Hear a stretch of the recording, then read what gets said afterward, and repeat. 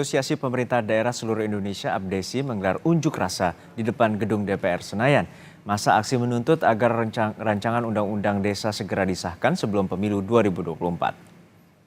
Sejumlah perwakilan APDESI telah diizinkan masuk ke dalam gedung DPR untuk beraudiensi dengan pimpinan DPR. Namun masa aksi memenuhi ruas jalan Gatot Subroto sehingga dilakukan rekayasa lalu lintas. Massa juga memblokade ruas jalan tol dalam kota sehingga membuat kendaraan terjebak macet. Beberapa kendaraan memilih putar balik dan pengendara yang hendak melintas ruas jalan Gatot Subroto pun dialihkan ke Jalan Gerbang Pemuda.